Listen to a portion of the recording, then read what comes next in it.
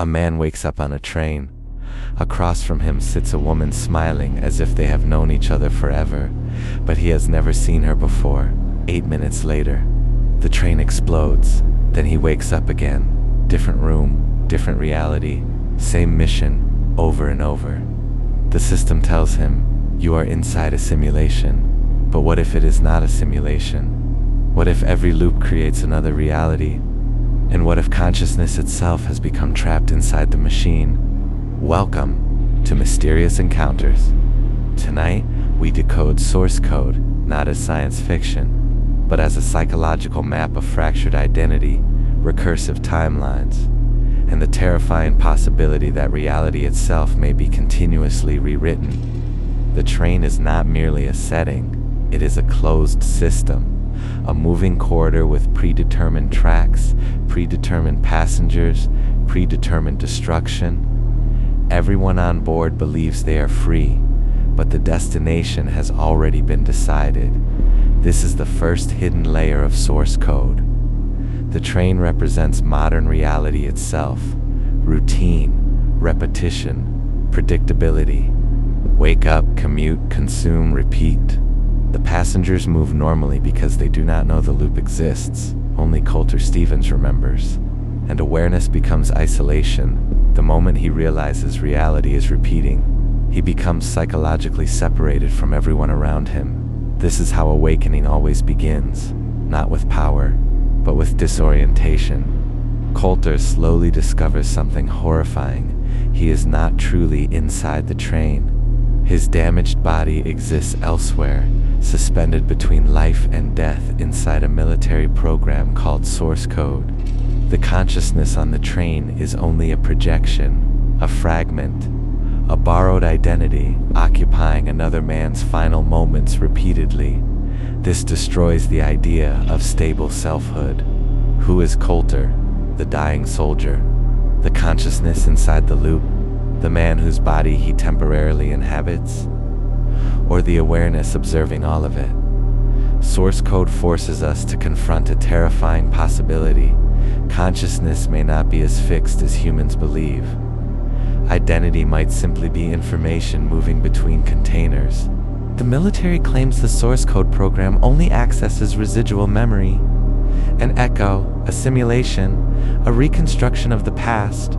But something begins changing. Coulter alters events inside the loop. People behave differently. Conversations shift. New outcomes emerge.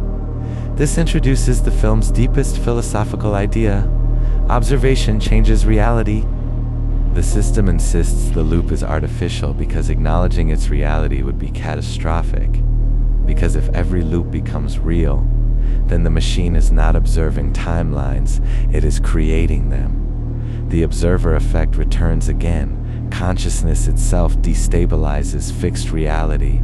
Every intervention branches possibility outward. The machine does not merely monitor existence, it fractures it. Source code presents one of the darkest surveillance concepts in modern science fiction. Not surveillance of behavior, surveillance of consciousness itself. The program enters memory, identity, emotional attachment, internal thought. Nothing remains private. Even death becomes accessible infrastructure.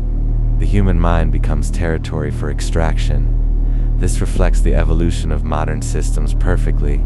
At first, machines tracked movement, then purchases, then communication. Now attention, emotion, and cognition itself are becoming harvestable.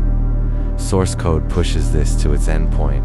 The state no longer needs your body, only your awareness.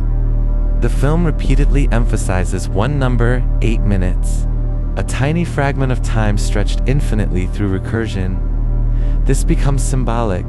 Human lives themselves may operate similarly. Brief windows of consciousness repeating patterns endlessly without awareness. The loop is not punishment, it is unconscious existence. Most passengers never realize they are trapped because routine feels normal. Only disruption creates awakening, and perhaps this is why the train always explodes. Destruction interrupts illusion. Without rupture, people remain asleep inside predictable systems forever. The explosion becomes existential revelation, a forced awakening event.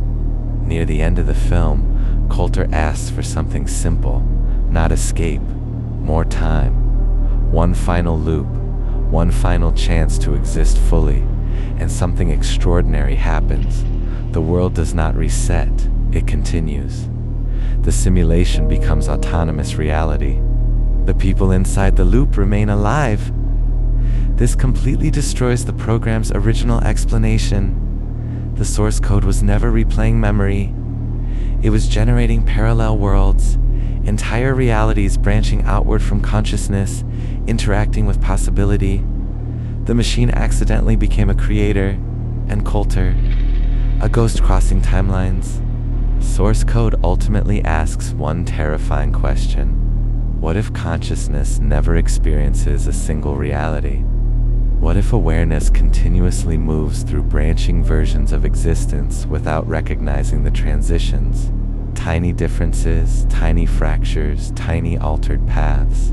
Most people would never notice, but perhaps consciousness itself is constantly shifting between probabilities. The loop may not be science fiction, it may be existence itself. Wake up, repeat, adjust, continue.